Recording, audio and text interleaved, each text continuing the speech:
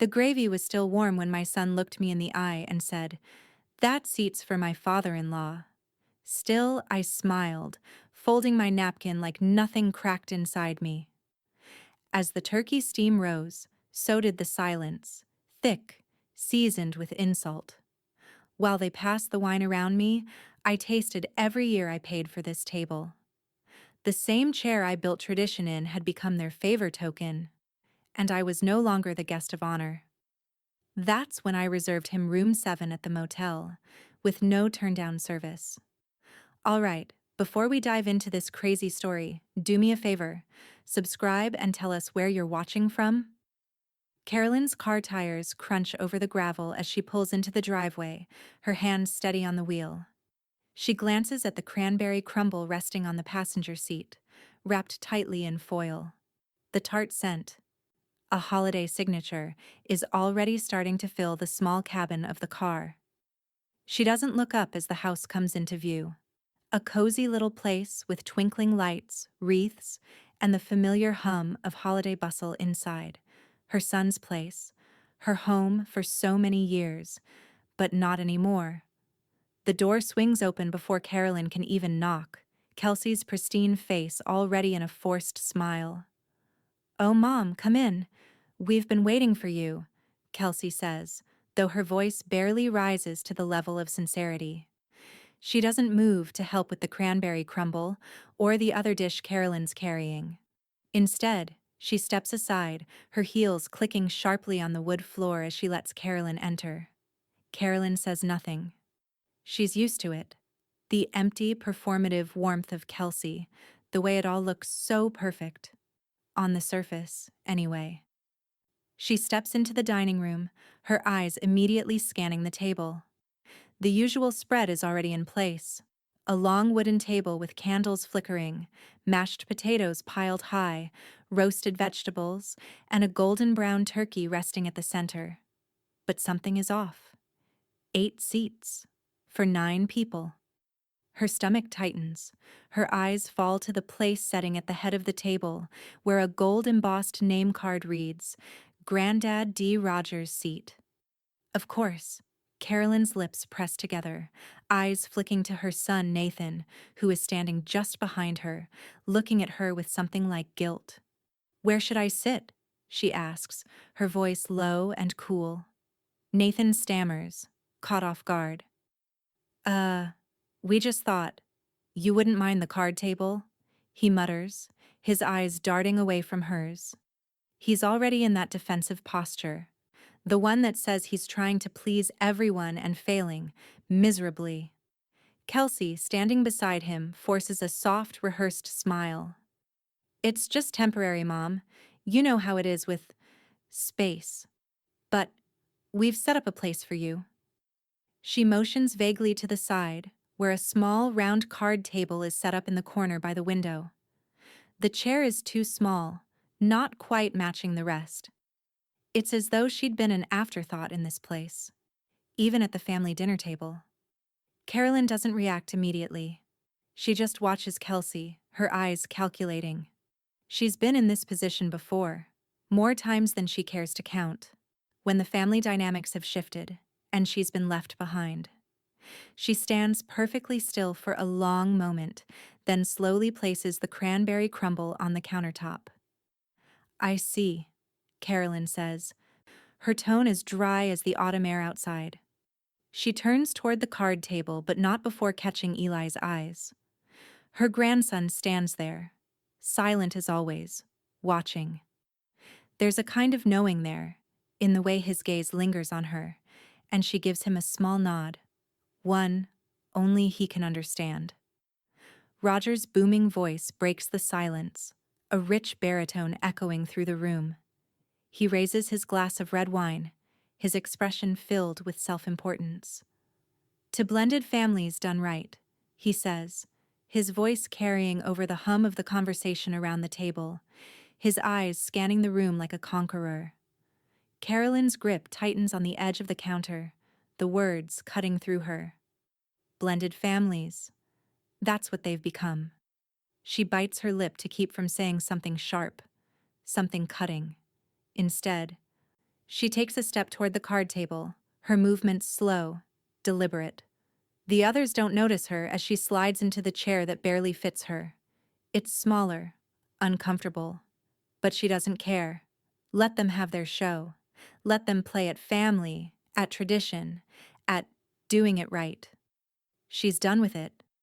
Carolyn picks up her wine glass, the red liquid swirling inside, and for a brief moment she almost smiles. The chair may be small, but her presence in this room is anything but. Her eyes flicker toward Roger, who's still gloating, still basking in his own self-congratulation. Her lips twitch ever so slightly, and in the silence of her small, isolated corner, she knows. This is just the beginning. The cracks are already showing. And Carolyn Reese never forgets when someone tries to erase her.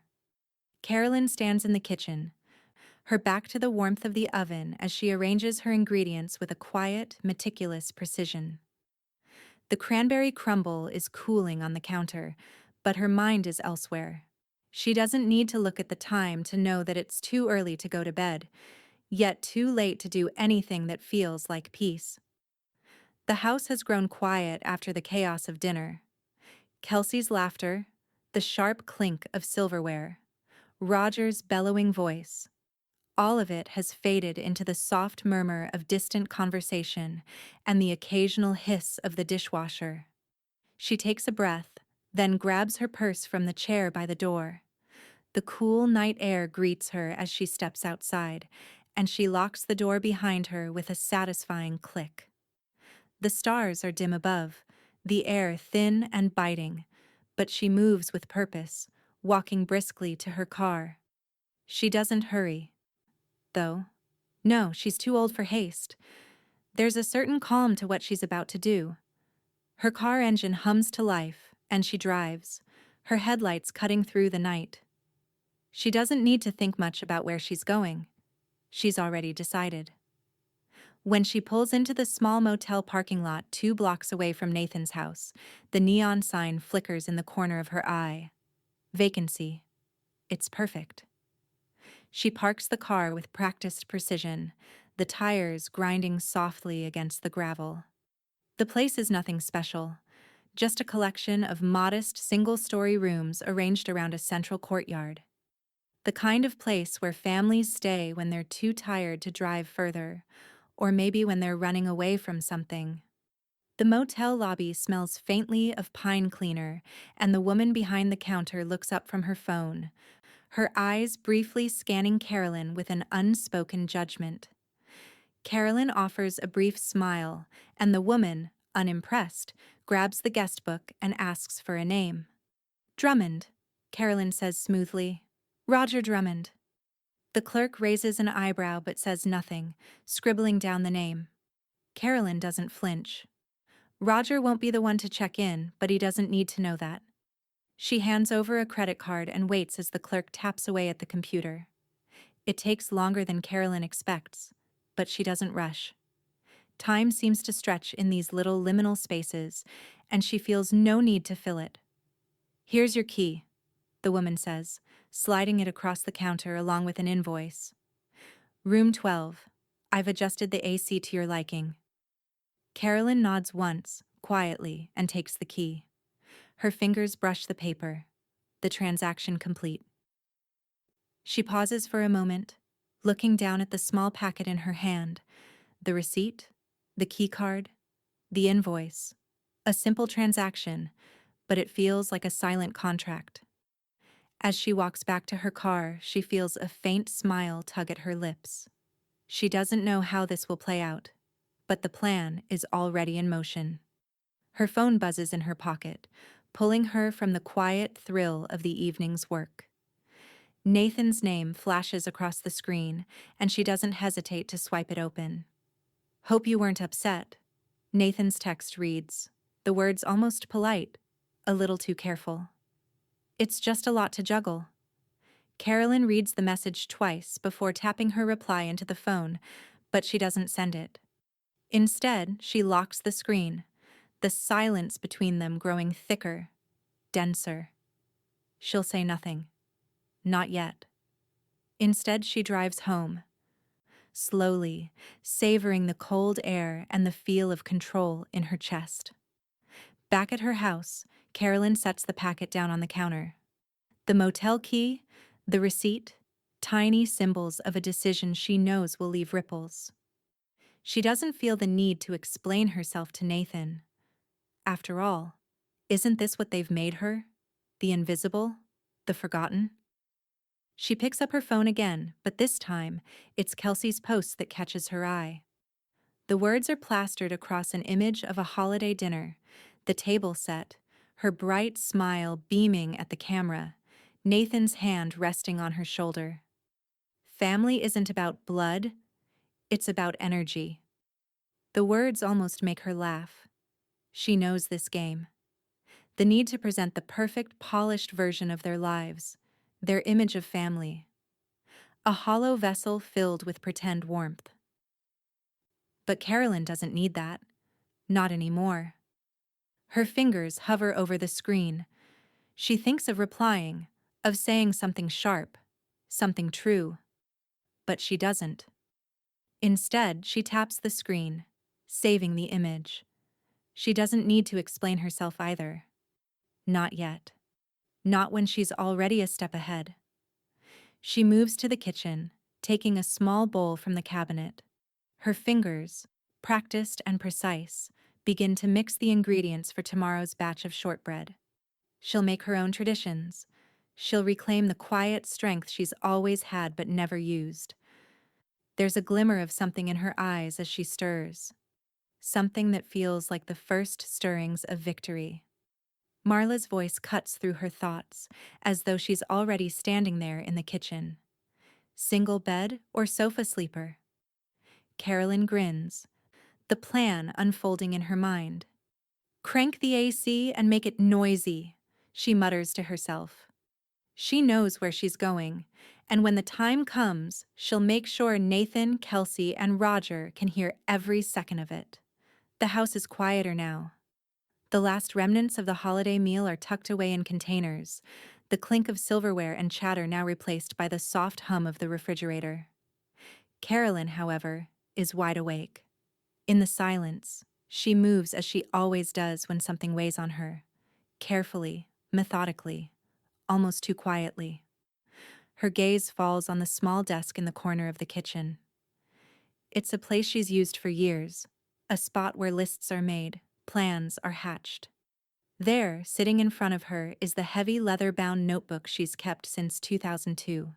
Holiday expenses, 2002-2022. The edges of the pages are frayed, the cover worn from years of use. She runs her finger over it for a moment, a little smile curling at the corners of her lips. She's been keeping track of this, of them, for as long as she can remember. Each year, a tally of gifts given, repairs made, dinners hosted. And at the end of each list, a quiet note how much Nathan owes, how much he never paid back. Carolyn opens the notebook carefully, turning to the first page where the lists start. They're neat and precise, written in her steady hand. The receipts are tucked between the pages like old memories, each one labeled Christmas 2002, Thanksgiving 2004, Easter 2010. Each year, each sacrifice. She flips through the pages, the familiar dates rushing by, until she reaches the last one, the most recent holiday, the one that started all of this. Her eyes narrow as she begins to circle the amounts Nathan has never repaid. The small loans for new tires when his car broke down, the extra groceries when Kelsey's parents came to visit, the gifts for Eli's birthday that were never covered. It's all there, laid out like a ledger. He'd been so careful, so polite, never asking directly, but always there, with his hands out, and his promises always just a little too vague. Carolyn's finger trails down the list, the years blending into one long, continuous line of unspoken debts. Her grip tightens on the pen as she circles the most recent one, $1,000, for a family emergency. No explanation. No repayment. She flicks through the rest of the notebook, the pages becoming thicker, each one heavier with the weight of unmet promises. Carolyn's lip curls in frustration. But it's more than that. It's something deeper, something more deliberate. She's had enough. As if on cue, the doorbell rings, snapping her out of the haze. She puts the notebook aside and moves toward the door with measured steps. She knows exactly who it is before she even opens it. Marla stands on the other side, her arms crossed, her expression the no-nonsense one Carolyn knows too well. "Brought the pie," Marla says, her voice as blunt as ever. She steps inside, handing over a tin of fresh pie wrapped in paper. It's still warm, the crust golden and flaky. "And I think it's time we got down to business," she adds, scanning the room. Carolyn doesn't say anything, just takes the pie and sets it down on the counter. The two of them stand in the kitchen in a kind of comfortable silence. They both know what's coming. Marla moves toward the desk, her gaze immediately falling on the open notebook. "You're still doing this?" she asks, her tone more curious than critical. Carolyn nods once, her eyes distant, focused on the list she'd just made. "It's all here. Every single thing they owe me. But it's not just money anymore. They've taken enough." Marla exhales sharply, then nods in understanding. "So what's next?" Carolyn pauses, considering her words carefully. "Next, we make sure they know what happens when you forget what's been given." Without waiting for Marla's response, Carolyn pulls open a drawer, rifling through it for some blank sheets of paper. She grabs a few, then picks up a pen. She writes quickly, efficiently, the words flowing from her as if she's done this 1,000 times before. A contract. A guest policy. For Nathan and Kelsey. Terms of occupancy. She doesn't pause, doesn't falter as she writes the legalese. The words come to her naturally. A clause for respectful behavior. No raised voices, no condescension. A line for contribution, specifying that anyone who expects to sit at her table must bring something of their own to contribute. No more free rides. She even includes a section on emergency loans, specifying that repayment must occur within 30 days, with interest. Marla watches her, arms crossed, a smirk creeping onto her face as she reads over Carolyn's shoulder. "Making it official, huh?" she says, her voice thick with amusement. "They're gonna love this." Carolyn doesn't answer right away.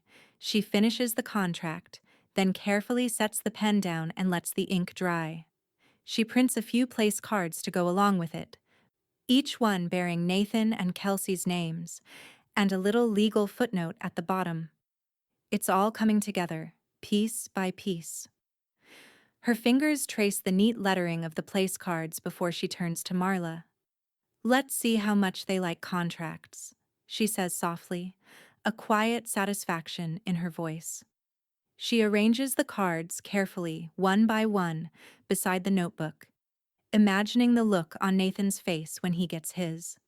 The feeling of power, of having the upper hand for the first time in a long while, settles deep in her chest.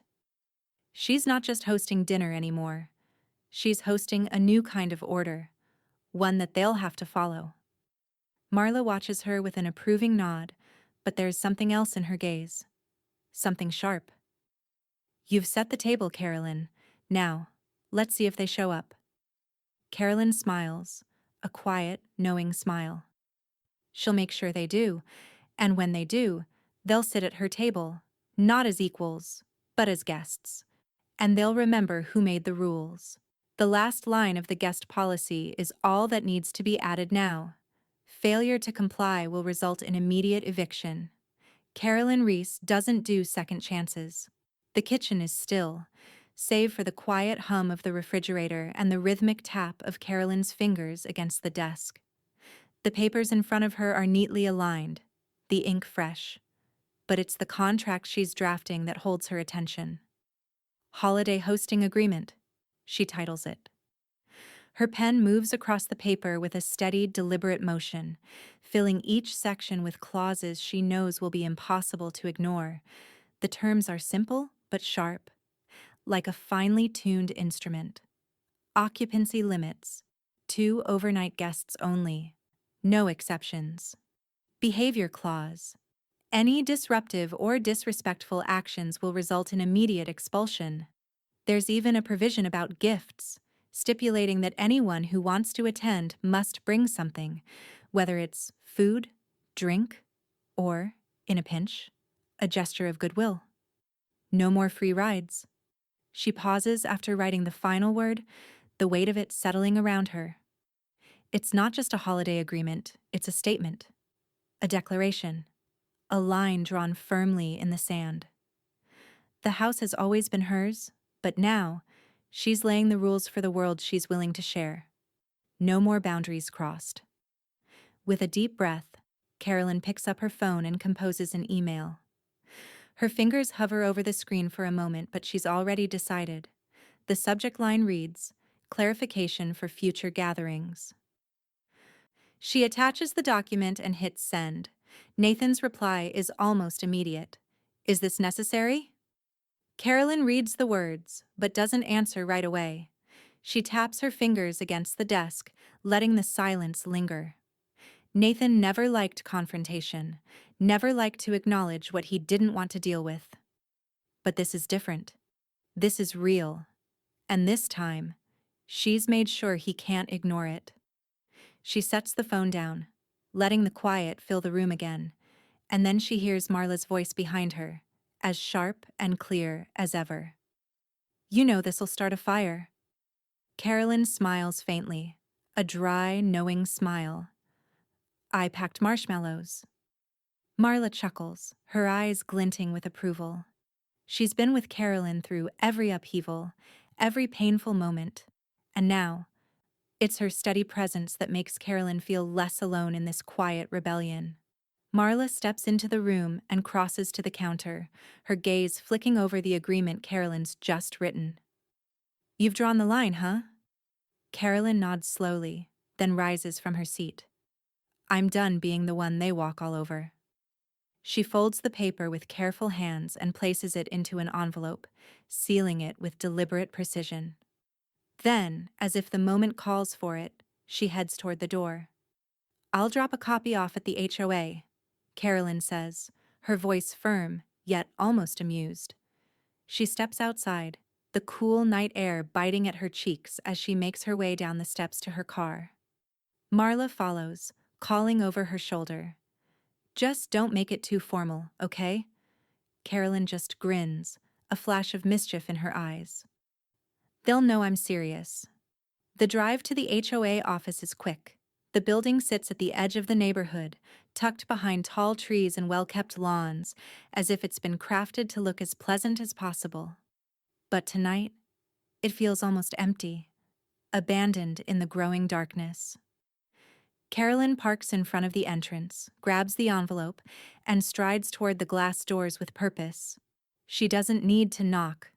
The office is open, the receptionist sitting behind her desk, barely looking up. Carolyn slides the envelope across the counter. The woman's eyes glance at the address before she opens it, her eyebrows lifting slightly in surprise. "House rules?" Carolyn says, her voice steady. "For the upcoming holidays. Thought the neighborhood might want a heads up." The receptionist blinks a few times before offering a half-hearted smile. "Of course. I'll make sure this gets to the right person." Carolyn doesn't wait for any more pleasantries. She turns and walks out of the office, feeling the familiar thrill of control settle deep in her chest. This time, things will be different. She doesn't look back. By the time she returns home, the house is quiet again, only the sound of the wind outside filling the spaces. But the silence is different now, sharper, more intentional. Carolyn steps through the door, pauses to drop her keys in the dish by the entrance, and moves toward the kitchen. Then the doorbell rings. It's unexpected, and she freezes for a moment.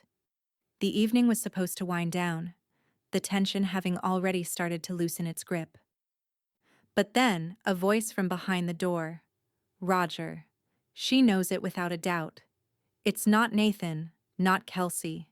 It's Roger, the one person who always had a way of showing up at the worst times, as if his very presence demanded attention. Carolyn doesn't move immediately. Her hand rests on the door frame, her eyes scanning the kitchen as if she could draw comfort from the stillness. She knows this will be a confrontation. She knows this will be messy.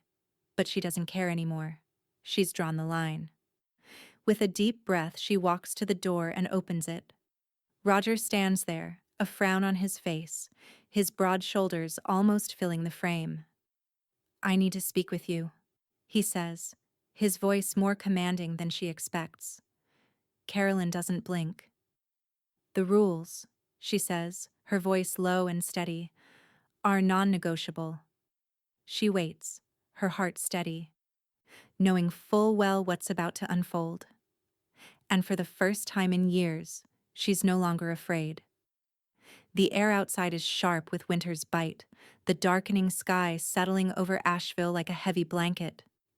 Carolyn stands at her front door, her hand still resting on the handle, her fingers gripping the edge of the wood. Roger's broad figure fills the doorway, but his presence feels out of place. He's a bull in a china shop, always coming with his demands, his expectations. And this time, it's no different. "Carolyn, I need to speak with you," Roger begins, his voice deeper than usual, almost forced in its authority. Carolyn doesn't flinch.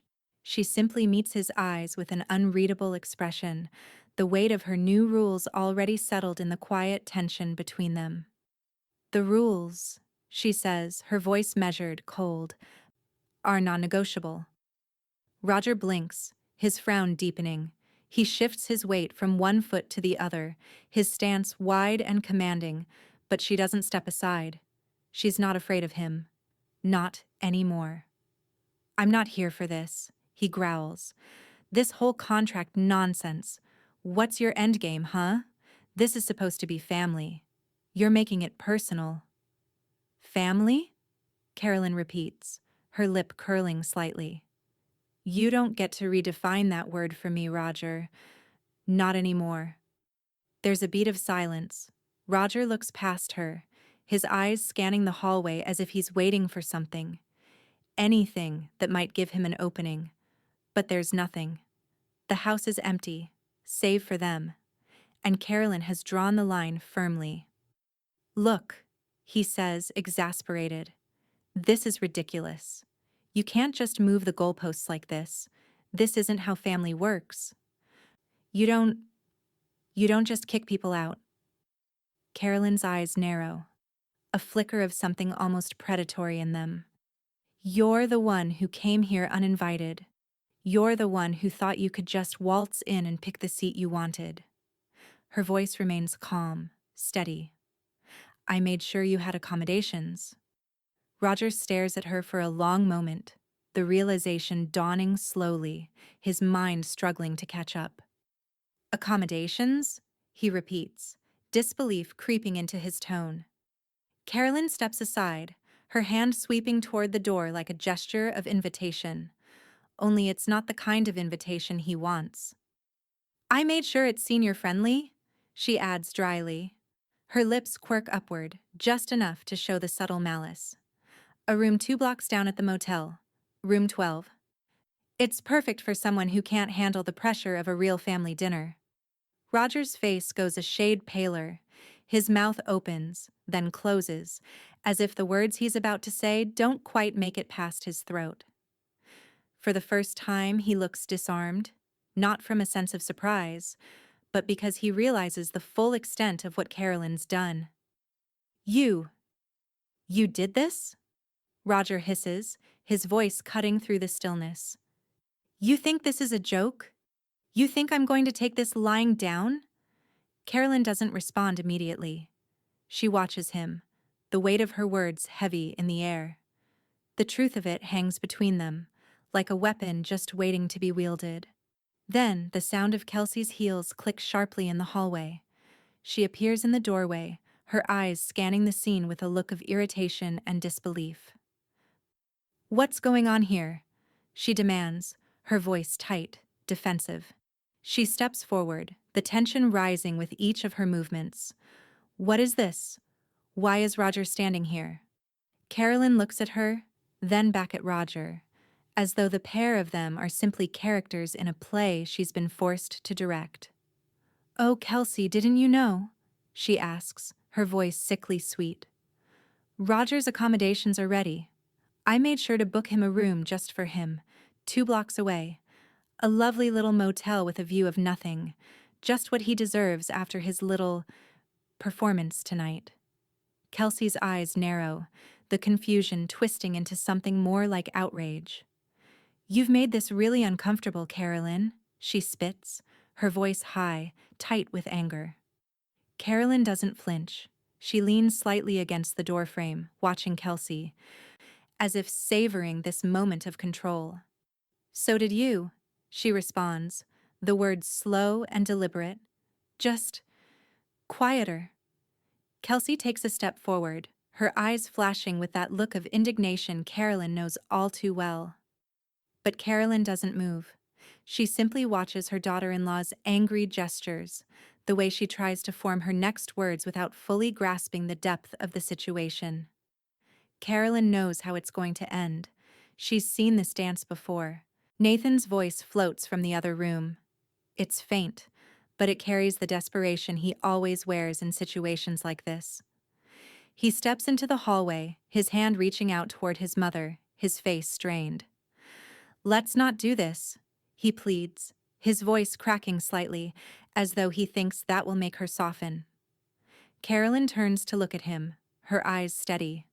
Her heart doesn't race. She isn't moved by the pleading in his voice anymore. This has gone on too long. The silence between them stretches before she speaks. "We already did," she says, flatly, and with finality. For a moment, there's nothing. Just the stillness in the air. The weight of what she's said sinking in. Roger's face twists with confusion and disbelief, but it's Kelsey's sudden sharp exhale that fills the space. She looks between her husband and mother-in-law, her chest rising and falling with anger, helplessness. Then Roger shoves his suitcase further into the hallway, his fingers tight around the handle as he looks at Carolyn one last time. His eyes are wide with disbelief, a touch of hurt beneath the anger. "You've got to be kidding me," he mutters, his voice thick with insult. "I'm not," Carolyn responds quietly, her gaze unwavering as he storms past her. He leaves, but not before one last glare at her. A look that's less about intimidation now, and more about confusion. He thought he understood the game, but he never did. As the door clicks shut behind him, Carolyn stands still for a long moment, watching the empty space where he'd been. The house feels quieter somehow, more settled, and as she exhales, a soft, almost imperceptible smile tugs at the corners of her lips. She's done. The table is set, the same as every year, but something is different now. The candles flicker softly, the polished silver gleams under the dim lights, and the smell of ham fills the air. But Carolyn can't shake the feeling that it's all just a well-constructed illusion, a show they're putting on, and she's the only one who knows the truth behind the facade. She stands at the head of the table, her hands steady as she carves the ham, each slice falling away with a quiet precision that mirrors her thoughts. The blade cuts clean, effortless. Kelsey sits to her left, her glass of wine untouched, the stem of the glass held delicately between her fingers. Her gaze flickers from the table to Carolyn and then back again, her posture stiff, as if holding herself together by sheer force of will. Her silence is more telling than any words could be. Nathan sits across from her, his eyes glued to his phone, his fingers scrolling idly. The occasional buzz of a text message goes unnoticed, or perhaps it's just easier for him to pretend everything is fine when he's buried in a screen, It's the same behavior that Carolyn's seen so many times, a refusal to engage, to acknowledge what's broken, until it's too late to fix. Eli, seated beside her, watches quietly, his small hands folded neatly in his lap. He's the only one who's truly present, his gaze shifting between the adults at the table, taking in everything without speaking. Carolyn glances at him, and for a moment, she feels the weight of all the years she's been overlooked. A silence hangs in the air, thick and uncomfortable. And then, Eli's voice cuts through it. A question so innocent and clear that it lingers in the air like a bell tolling for something lost. Can Grandma say grace? The request, simple as it is, hangs in the air, awkward. Kelsey shifts in her seat, her eyes narrowing, but she doesn't speak. Nathan doesn't look up from his phone. Carolyn takes a deep breath, the stillness of the moment settling around her like a cloak. She places the carving knife down with deliberate slowness and looks across the table, her gaze steady, unblinking. She feels the tension, the eyes on her, expecting her to play the part they've assigned her, to be the ever-pliant mother, the compliant grandmother. Instead, she speaks, her voice low but clear, cutting through the discomfort like a blade.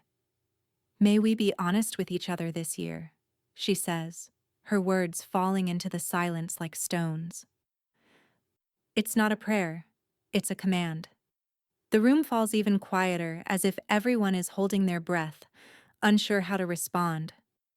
There's a pause. A long one. Kelsey shifts, her jaw tight, as if she's about to say something, but nothing comes out. Instead, she picks up her wine glass and takes a delicate sip, the clink of the glass against the table echoing in the quiet room. Her fingers tremble ever so slightly. Nathan, his eyes still fixed on his phone, lets out a soft, disinterested sigh, but it's clear to Carolyn that he's tuned everything out, just as he always does when things get uncomfortable. He's checked out, physically present, but mentally miles away. Carolyn doesn't let the silence stretch too long. She turns to Eli, smiling faintly. "It's all right, sweetheart. You wanted honesty, and we'll have it." Her smile is small, but there's a depth to it now. Something that feels like power slowly building, like the quiet force of a storm brewing just beneath the surface. Marla, who has been sitting quietly at the other end of the table, raises her glass. It's a soft clink, but it carries weight.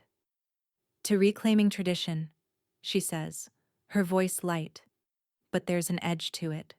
It's a toast to Carolyn's strength, to the way she's taken back control of what was once hers to begin with. And it's a signal to everyone in the room that they may not get to dictate the terms anymore. The tension in the room doesn't dissipate entirely, but it shifts. There's something unsaid hanging in the air, and it's heavier than the silence that had come before. Carolyn picks up her glass of water and takes a small sip, the coolness of it a sharp contrast to the warmth of the room. She looks at her family, her son, his wife, her grandson, and she knows, with absolute certainty, that things are never going to be the same. The lines have been drawn. The game has changed. Her eyes flicker toward Kelsey, whose face is set, lips pressed together in a tight, unreadable line. Kelsey's eyes dart toward her husband, but Nathan doesn't meet her gaze. He's still focused on the screen of his phone, trying to ignore the heaviness in the air. Carolyn exhales slowly, and as she reaches for the breadbasket, she feels a weight lifting. Not because the battle has been won. No, this is just the beginning. But because she no longer has to pretend. Her son and his wife may not understand the full weight of what she's done, but she does, and that's enough for now. The night stretches on, but it feels like it's already over. Carolyn knows that the silence between them is a new kind of victory, a quiet rebellion against all the years she's been dismissed, forgotten, silenced. And no one in this room, not even her son, can unmake what's been set in motion. The silence of the house presses in on Nathan as he sits at the kitchen table, the air still thick with the remnants of their strained dinner. The faint clink of silverware being cleaned by Marla echoes in the background, her movements rhythmic, almost detached. Carolyn, standing by the counter, watches him with a quiet intensity as he opens the envelope, her expression unreadable. Inside the envelope is a neatly folded letter, its edges crisp and smooth. Nathan's fingers tremble just slightly as he unfolds it. The words on the page are sharp, deliberate, every line perfectly drafted.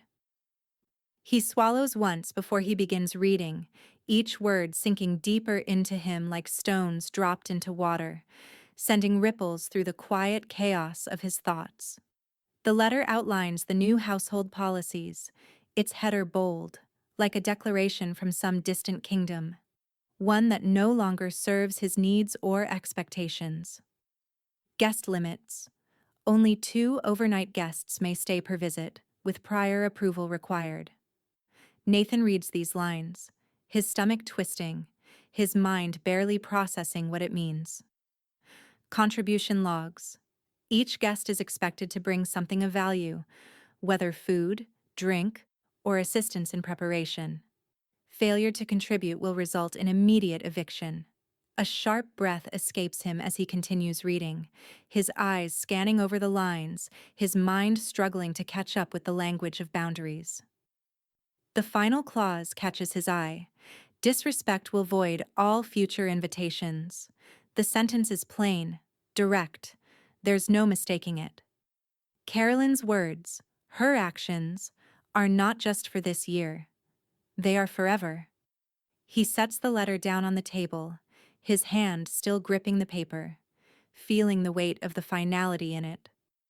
The room seems smaller now, like he's drowning in the weight of the words. The space between him and his mother, now a chasm that feels impossible to cross. Kelsey, who had been pacing at the other end of the kitchen, stops. Her face is pale, eyes narrowed as she takes in the sight of Nathan holding the letter. She exhales slowly, her voice tight, like a rubber band pulled too far. "She's making this legal?" she asks, the disbelief coloring her words, as if the very idea of Carolyn asserting control over something as sacred as family is beyond comprehension. Carolyn, her back to them as she pours herself a glass of water, doesn't flinch at Kelsey's question. She knows the answer all too well. Her voice cuts through the tension with calm precision. "No," she says, her words measured but unyielding. "I'm making it clear. It's not the law. Not in any formal sense. But it doesn't need to be. The rules Carolyn has put in place aren't about paperwork or legal precedents. They're about control, about taking back what was always hers to begin with. They're a reminder to Nathan and Kelsey that they don't get to dictate the terms anymore. They don't get to decide how far they can push before they break." The air in the kitchen thickens as the gravity of her statement hangs in the space between them. Nathan shifts in his seat, a slight edge of frustration starting to twist through his features. He wants to argue, to protest. But the truth is there. He knows it. He knows Carolyn won't back down, that she's not the woman who would relent. Not now. The quiet tension in the room is suffocating, and he knows he's trapped in it. Kelsey, unable to hide her irritation any longer, crosses her arms, her eyes burning with an unspoken anger. But it's not the anger of someone who's won. It's the anger of someone caught off guard, unable to control the situation anymore. "This isn't how it works, Carolyn," she mutters, though her voice lacks the force it once had. "You can't just make rules for everything." Carolyn doesn't even look at her. She doesn't need to. The rules are already set, already in motion. The stakes have been raised, and Carolyn has made sure they can't ignore it. Marla, still quietly collecting the dishes, doesn't speak for a moment, but then she lets out a soft whistle, her movements smooth as she gathers the plates. She catches Carolyn's eye, her lips quirking into a knowing smile. "Well," Marla says, her voice lighter than the tension in the room suggests. "I think we finally got their attention." Carolyn doesn't smile back, but there's something like a spark in her eyes. She doesn't need to acknowledge Marla's words. The change has already begun. Nathan leans back in his chair, the letter still open on the table, his gaze unfocused as if he's seeing something beyond the words, something he can't quite grasp. Kelsey, still standing, bites her lip. Her body tense, as if she's waiting for something to give, waiting for Carolyn to slip, to falter. But Carolyn doesn't waver. She won't. The silence stretches between them, and she knows that she's already won. The power dynamics have shifted. This moment is hers, and no amount of pleading, no tantrum, no desperate gesture will change that now. The lines are drawn. This time, the rules are final. "Marla," Carolyn says, her voice breaking the silence like the toll of a bell, "let's finish dinner." Marla smiles knowingly, setting down a stack of dishes with a soft clink. She starts to hum quietly as she moves about the kitchen. There's a warmth there, but it's the warmth of something hard-earned, a slow-building fire that won't burn out easily. And Carolyn, still standing at the center of it all, feels the weight of the room settle around her. She has set the table. She has made it clear. And now, they must all follow the rules. The game has changed. 8. The image they cared about. The notification comes in just after Carolyn has finished cleaning the last of the dishes. It's a small ping on her phone, a soft buzz that feels almost out of place in the quiet of the kitchen. She picks it up without thinking, her fingers curling around the screen as if already anticipating what's waiting for her. It's Kelsey. The name flashes on the screen with a new post, an image, a video, a carefully curated moment.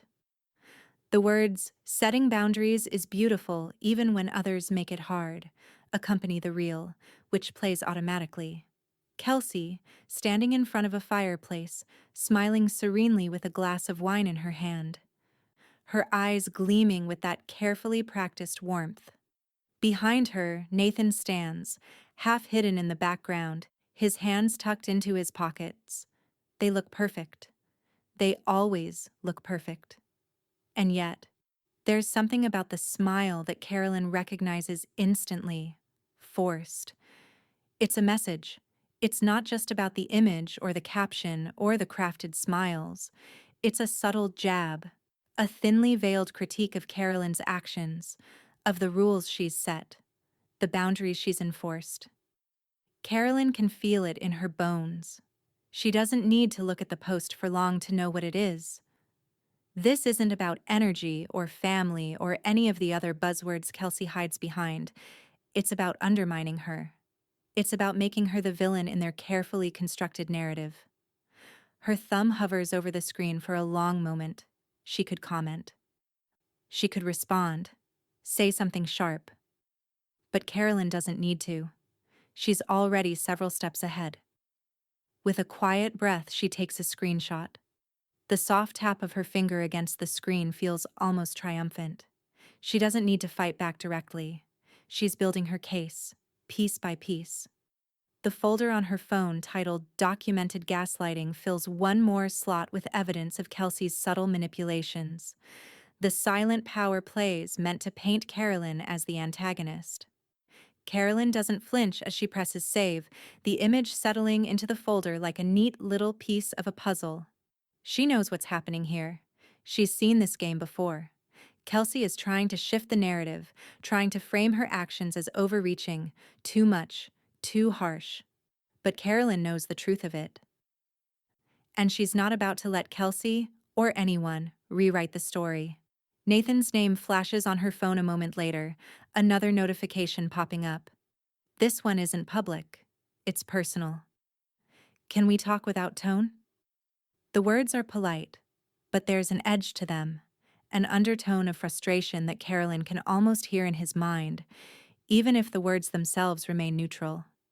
Carolyn stares at the message, her finger hovering over the screen. She could reply. She could send something curt, something cutting. But instead, she takes a long breath, feeling the shift in herself.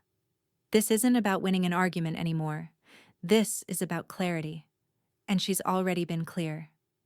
She opens the message and types, her fingers moving without hesitation. Only if we speak from facts, not feelings. She hits send without waiting for his response. Setting the phone down on the counter beside her, the glow of the screen dimming in the quiet kitchen. The weight of the conversation hangs in the air, but Carolyn doesn't let it settle. She doesn't need to listen to the back and forth, the passive-aggressive apologies, or the attempts to convince her that she's the one at fault. She's been through this too many times, and she's done. From the other side of the kitchen, she hears Marla humming softly to herself, moving about the kitchen as she arranges a few things on the counter.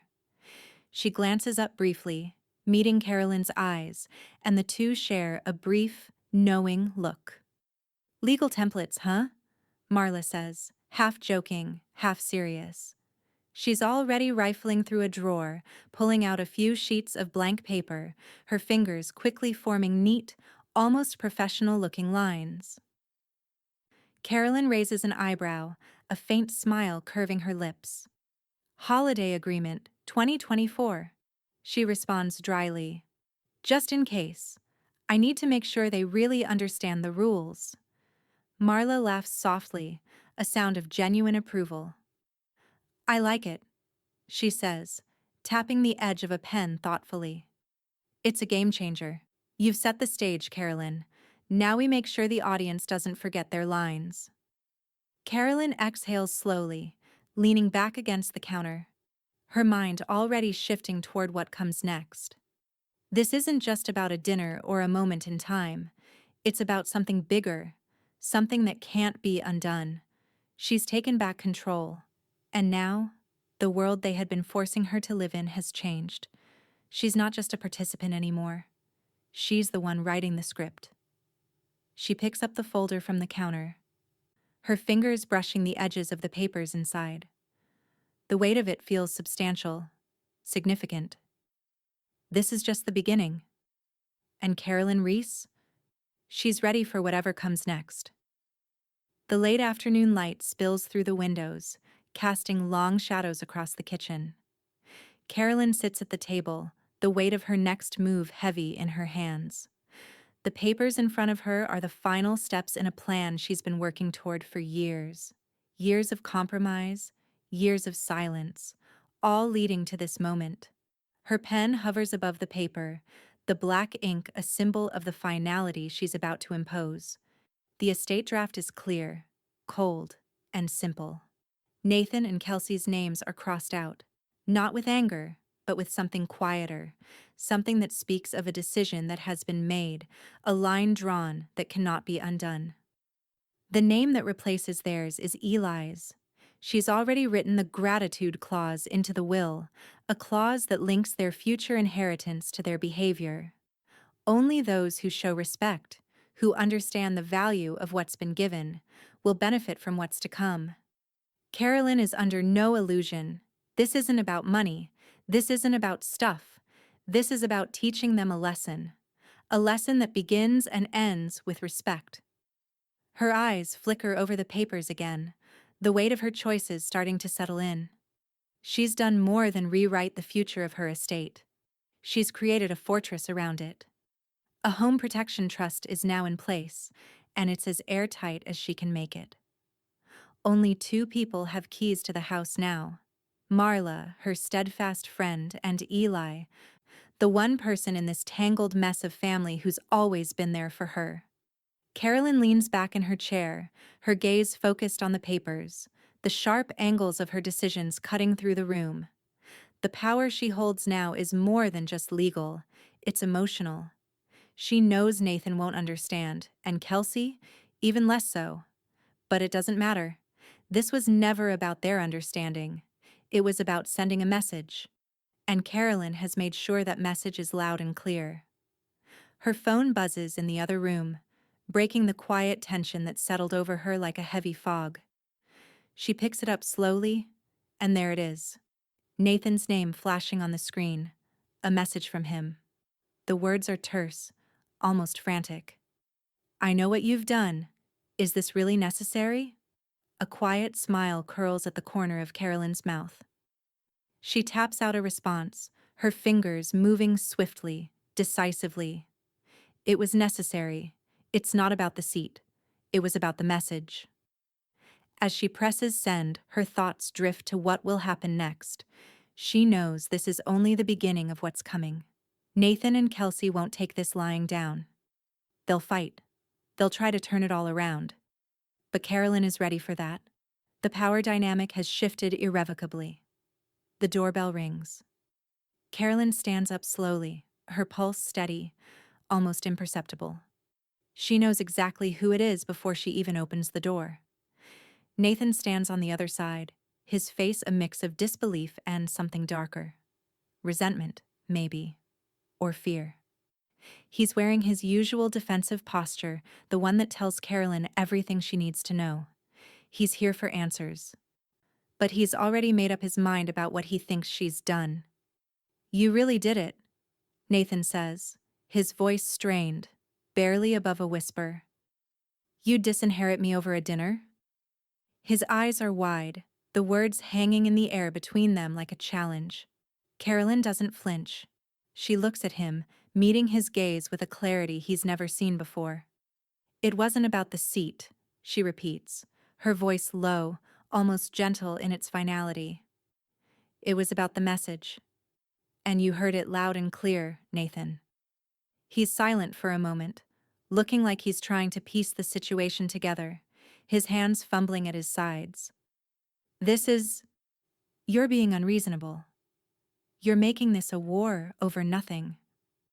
Carolyn shakes her head, her expression unwavering. You were the one who declared it, Nathan. When you chose to side with her over me, when you ignored everything I've done for you, it's not about a dinner. It's about what you value. Nathan takes a step back, his eyes flicking to the side, his mind racing. He's trying to digest it, but it's too much. His lips tremble, but he can't find the words to argue with her anymore. The power dynamic between them has shifted, and Carolyn has won, even if he doesn't fully understand how or why. Before he can say another word, Carolyn turns her back on him, the finality of her movement making it clear that the conversation is over. Go ahead, she says softly, not looking at him. Call your lawyer. See if they can do anything about it. Nathan stands in the doorway for a long moment, his eyes darting to the papers in her hand, to the calm certainty in her stance. He wants to lash out, but he can't. The truth has already settled over him like a weight he can't lift. With a sharp, frustrated breath, he turns on his heel and walks away, leaving Carolyn standing at the threshold, her heart steady as ever. Kelsey, who has been lurking in the background, appears in the doorway just as Nathan leaves. She's wearing a mask of defiance, but even through her anger, there's a hint of something else. Fear. She doesn't say anything, just stares at Carolyn as if trying to understand how this quiet, steady woman has taken control of everything. Carolyn meets her gaze, but she doesn't need to say anything. Not anymore. The house is hers.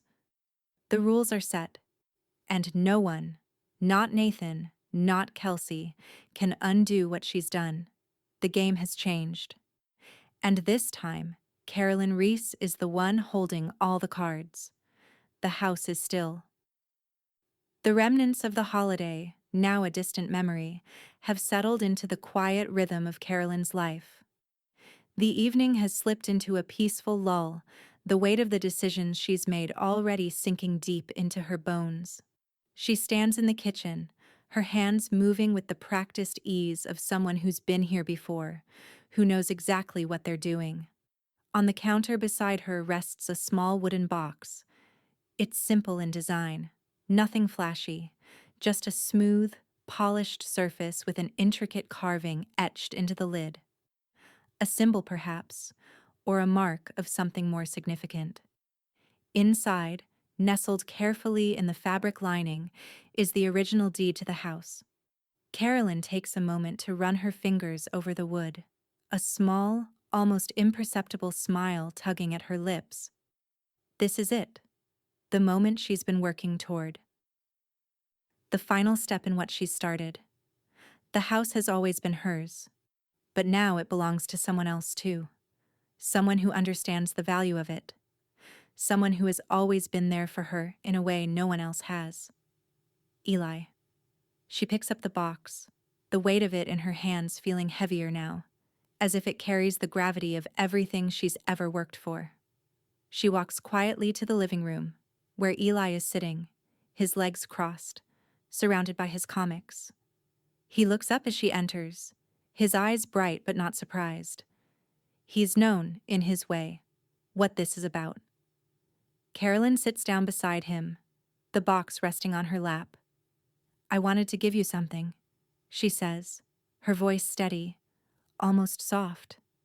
Eli tilts his head, watching her closely, and she feels the unspoken understanding between them, the silent acknowledgement that, in this world of shifting allegiances, they are the ones who stand firm. She opens the box slowly, the wood creaking just a little, and reveals the deed to the house. Eli's eyes widen, but he doesn't speak. He just watches her, waiting for the rest. "You don't own it now," Carolyn says, her voice almost a whisper, but there's a strength in it. "But one day, you'll understand how to protect it. This," she gestures to the deed, "isn't just a piece of paper. It's your inheritance, your responsibility. I'm giving you something more than just a home. I'm giving you the tools to protect what's yours." Eli nods slowly, as if he's processing the weight of her words, the meaning behind them. "I already do," he says, his voice soft but firm. Carolyn looks at him, a flicker of something like pride crossing her features. She knows, in this moment, that Eli is the one who will carry this forward. He's the one who understands what it means to protect what's truly valuable. Carolyn takes a deep breath, lifting a folded note from the box. She hands it to Eli, who takes it with careful fingers. The words she's written are short, but they carry a lifetime of wisdom. "Don't let anyone move you off what's rightfully yours." Eli looks up at her, his eyes clear. "I won't," he says, as though there's no question about it. Carolyn feels the weight of his words settle inside her.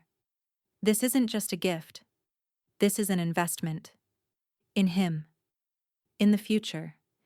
In everything she's fought for. As she stands, ready to leave him with the box, the note, and the responsibility that comes with both, she notices Marla standing in the doorway. She's holding a freshly baked pie, the sweet scent of it filling the room. The label on the top reads, "Heirloom Crust," and it's more than just a pie. It's a reminder of the past, of the traditions that have been passed down, even when everything else has changed. Marla walks over and sets the pie down on the table in front of Eli. "For the future," Marla says, her voice light but meaningful. "And for the past, too. You can't have one without the other." Carolyn smiles, a real smile this time, the kind that reaches her eyes. "It's all part of the same story," she says, her gaze lingering on Eli, her pride in him palpable. "And now, you get to write the next chapter." Eli picks up a fork and takes a small bite of the pie, the sweetness of it settling in his mouth. There's a quiet satisfaction in the way he eats, the way he takes this moment for himself. Carolyn watches him, feeling the weight of everything she's done, everything she's left behind. And as she turns to leave, her eyes catch the door that's slightly ajar, a symbol perhaps, of the boundaries that were once so carefully maintained and now lie beyond her reach.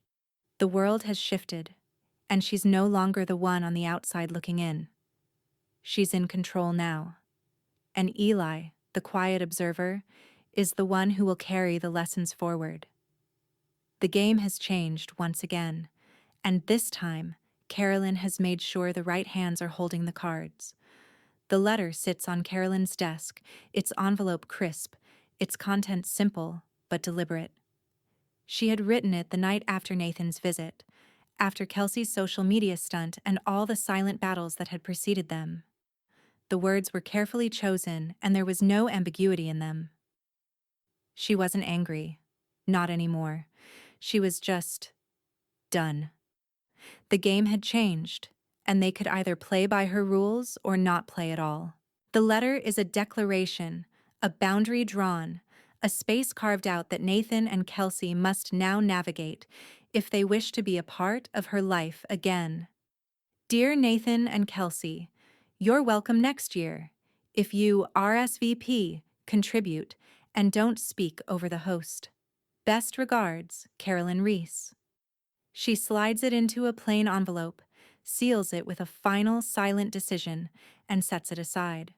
There's no drama in it. No overt emotional charge.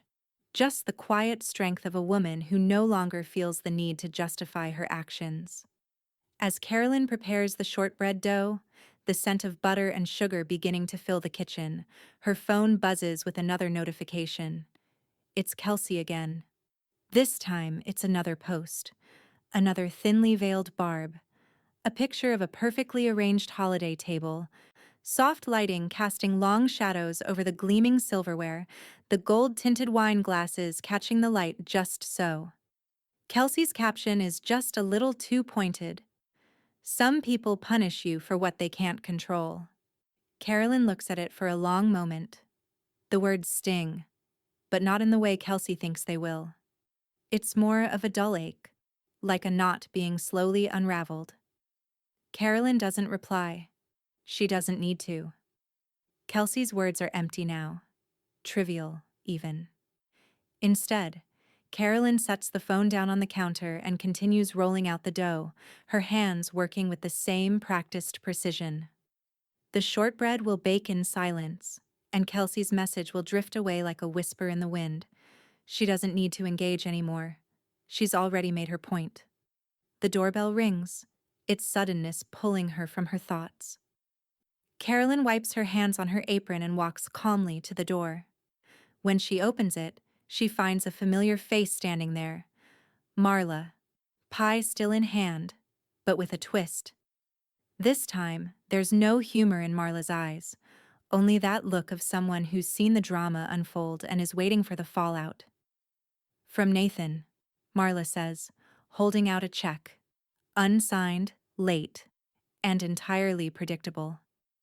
It's exactly what Carolyn expected. Half-hearted. A token of appeasement that means nothing in the long run. But Marla's tone is laced with something else now. Something sharp. I think he wants to make peace. But it's not really peace, is it? Carolyn takes the check, her fingers brushing the edge of it. She doesn't even bother looking at the amount. It's irrelevant. She feels the weight of it in her palm, the emptiness of it. She walks over to the kitchen trash can and drops it in without a second glance. The shredding of the check is symbolic, but it feels right. There's no more room for half measures, no space left for gestures that don't come with meaning. Marla watches her, then turns back to the pie she's brought. That's not peace, Carolyn. That's PR. She says it with a rueful smile, as if acknowledging something Carolyn has long known, but never said aloud. Peace, after all, isn't the goal. Accountability is. And Carolyn is finally holding the people who've hurt her accountable. They share a quiet moment in the kitchen, the only sounds the soft scrape of the spatula as Carolyn smooths the dough into the baking pan and Marla begins to hum low under her breath.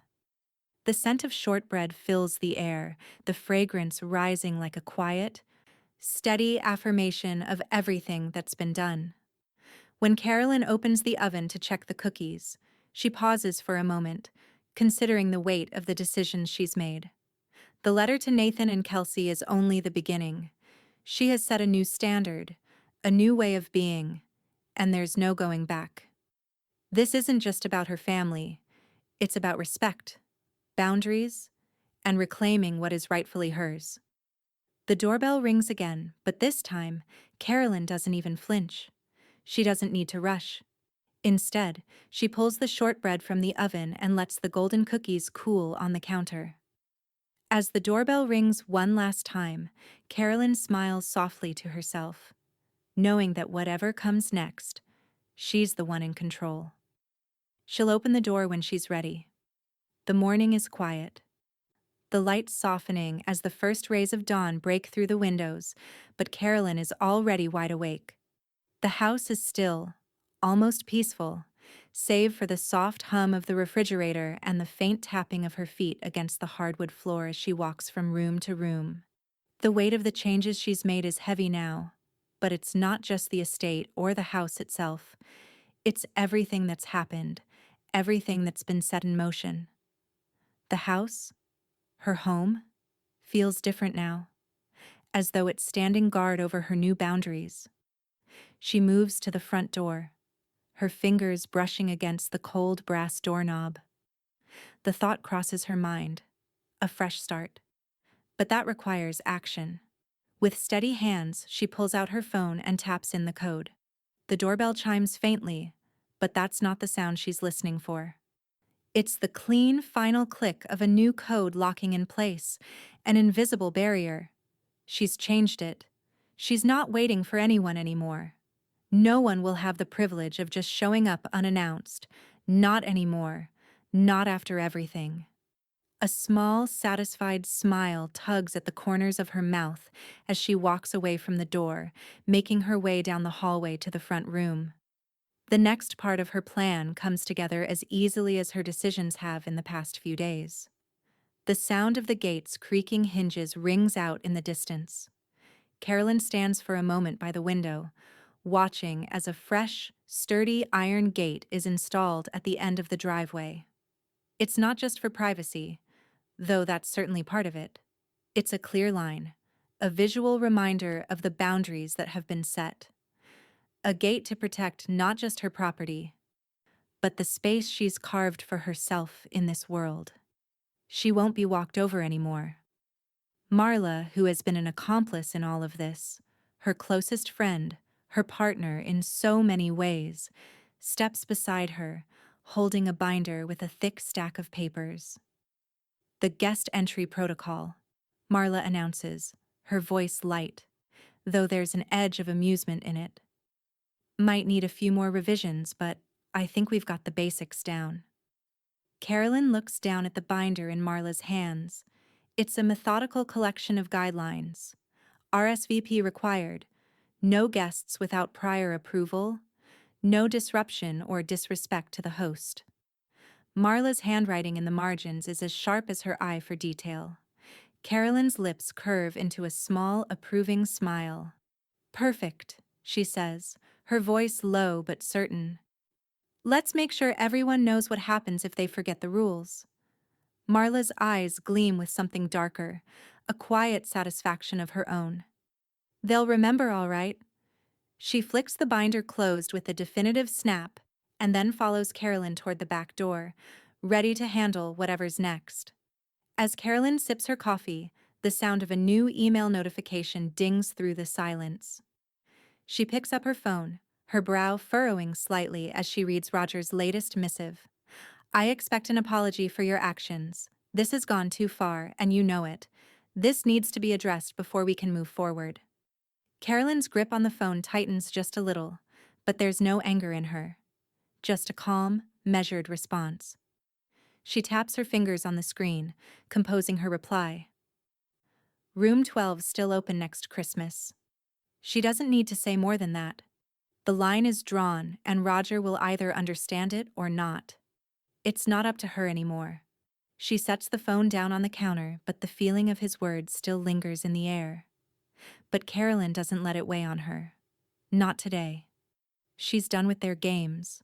She's done with their manipulation. This was never about the holidays, or the seat at the table.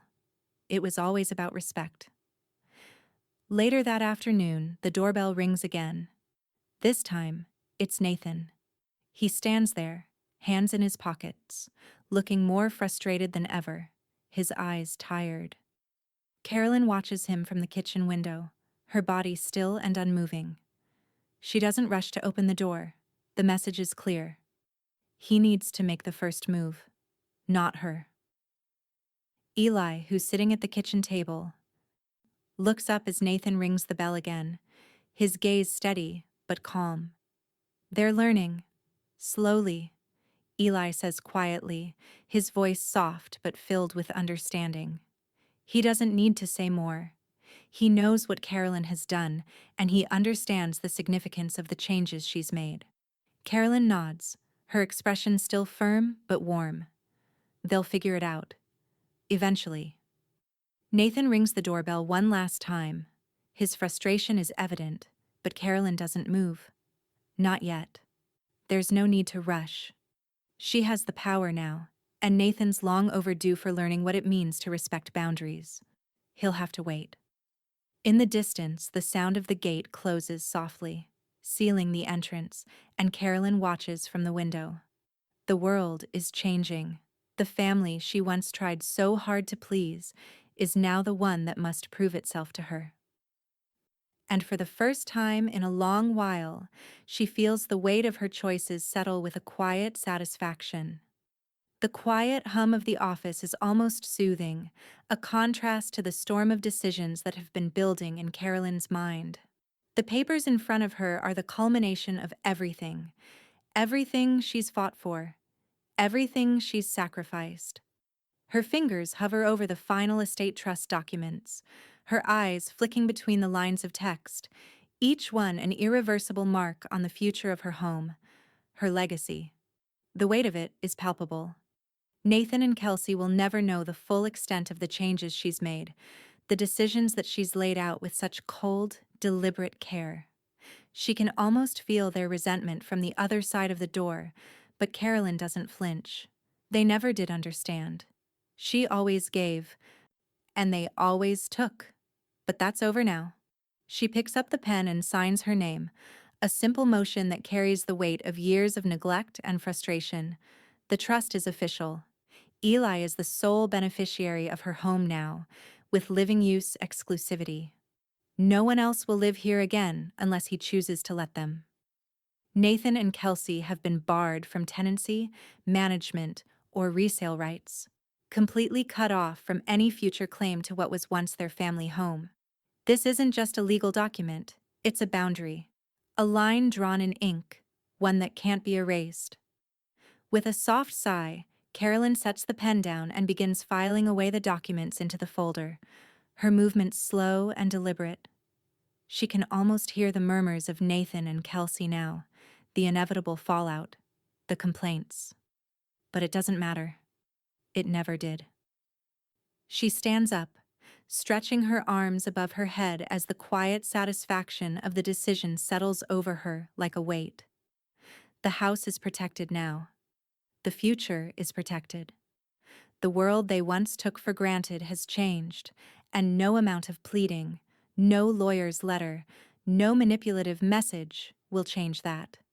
Marla enters the room just as Carolyn steps away from the desk, her arms crossed, the familiar glint of approval in her eyes. She's been here through every step of this, a quiet force in the background, always in the know, always supportive.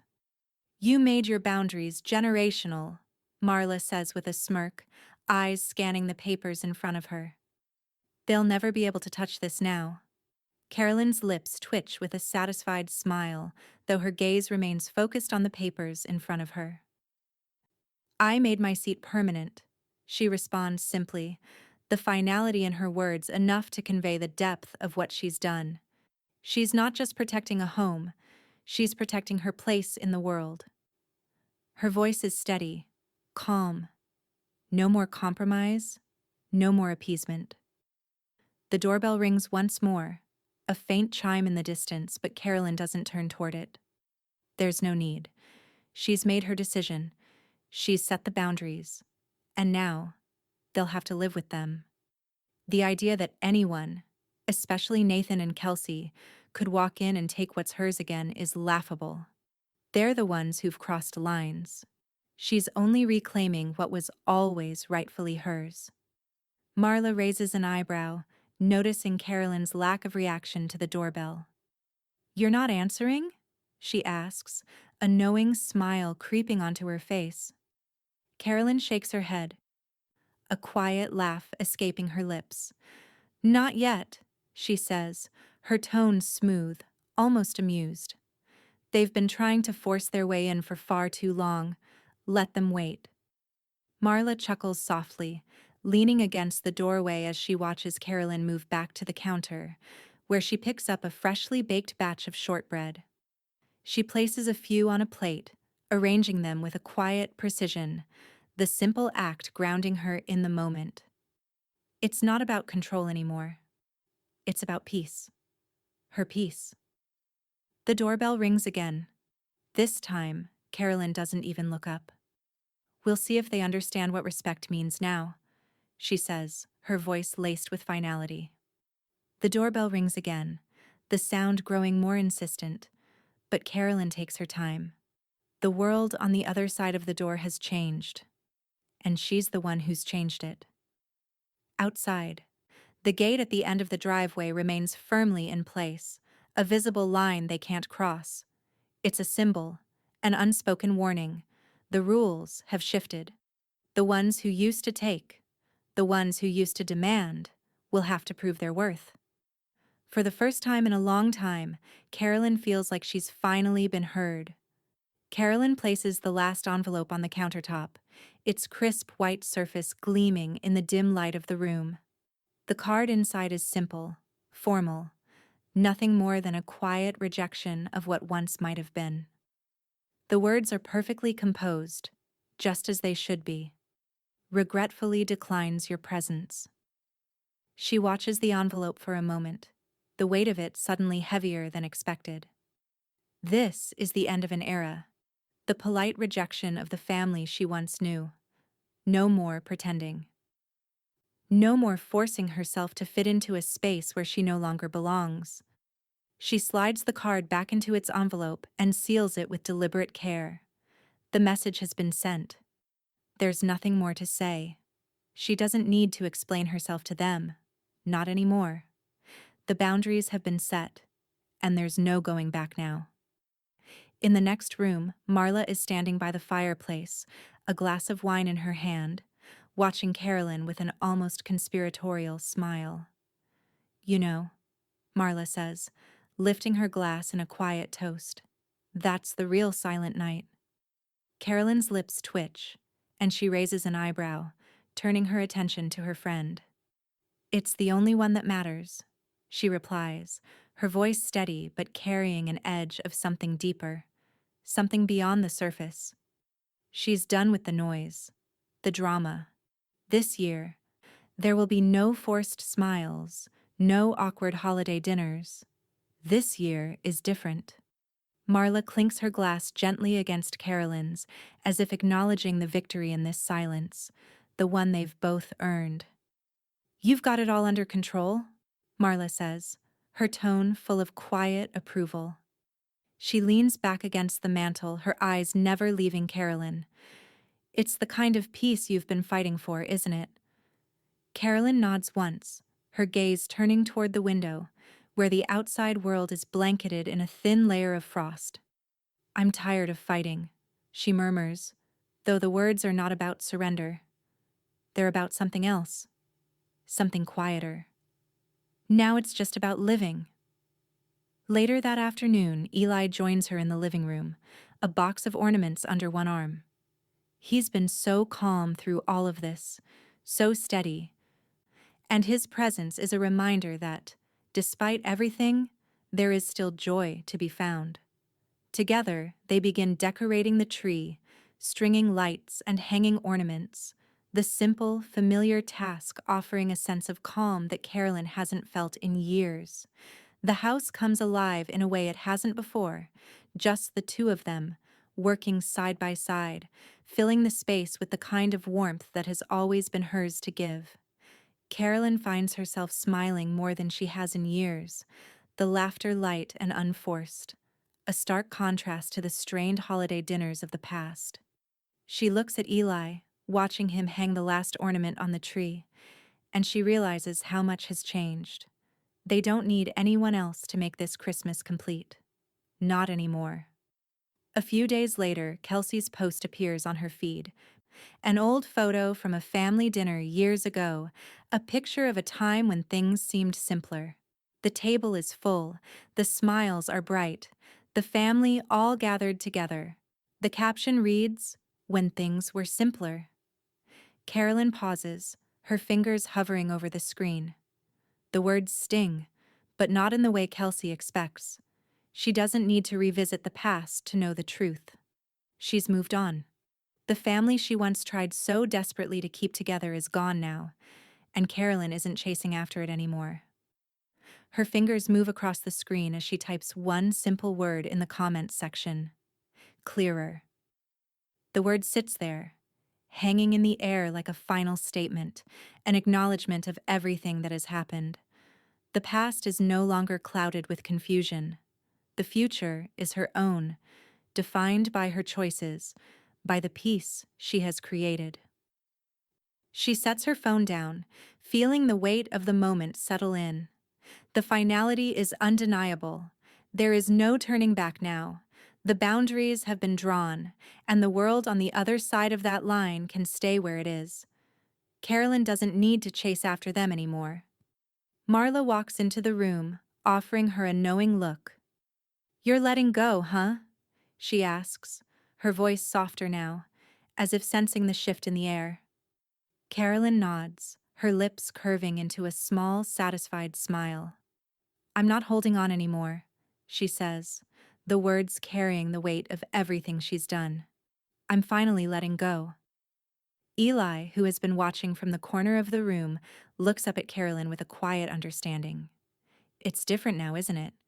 he says, his voice calm, but there's something in his eyes, a quiet strength, a knowledge of the journey they've been on together. Carolyn's heart swells with pride. "Yes," she says softly, glancing toward the window where the night is slowly settling in. "It's different now, and it's going to stay that way." The house feels like home again. It's been reclaimed, not by the memories of what it once was, but by the person who has finally taken her seat at the table, permanently. The dining room glows with soft light, the polished silver gleaming on the table, the crystal glasses catching the reflection of the flickering candles.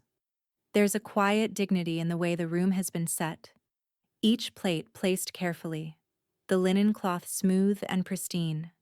It's a far cry from the chaos of the past, the forced smiles and strained conversations. Tonight, everything is different. Everything has been reclaimed. Carolyn stands at the head of the table, her hands resting lightly on the edge. She takes a moment to look around, the familiar warmth of the room filling her chest. Marla and Eli are already seated at their places, the last of the potluck dishes spread out on the table in front of them. Neighbors are chatting softly, their laughter muted by the weight of the evening, but there's no tension here, no expectation, no demands. Eli passes the rolls to Marla, who accepts them with a smile, her fingers brushing his as she takes the warm bread. Marla's eyes glint with quiet approval, and Carolyn feels a flicker of pride. Marla, ever the steady presence, is the bridge between the past and the present. She's seen it all, stood by Carolyn through every difficult decision, every quiet battle. The turkey sits at the center of the table, golden and perfectly roasted, the scent of it filling the room.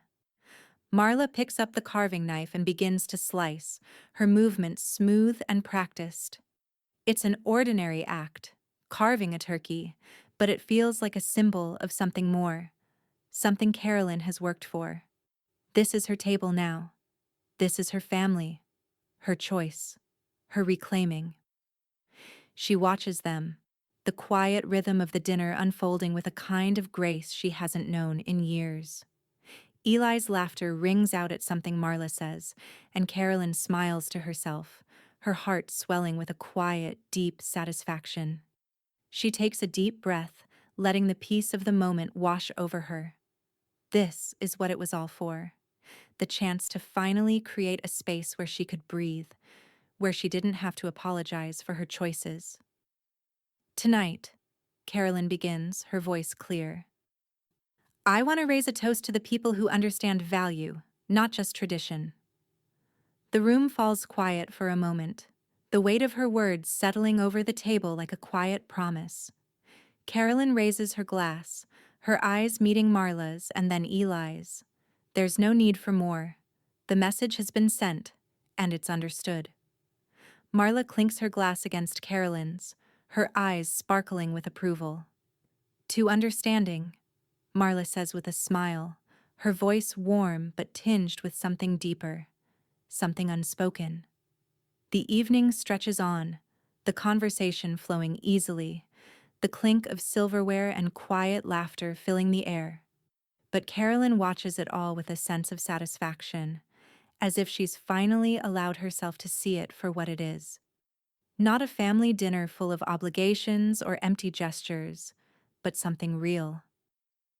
Something that's been built on respect, on boundaries that have been drawn and upheld. At the end of the table, a spare chair sits, empty, waiting. It's not there out of obligation. It's there because Carolyn has made the choice not to fill it. It's a subtle symbol, an acknowledgement that not everyone belongs at this table anymore. She doesn't need to explain it to anyone.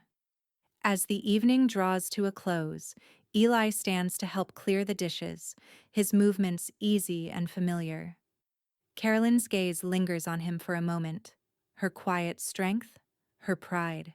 He's the one who will carry this forward, the one who will make sure the traditions that matter, the boundaries that matter, remain intact.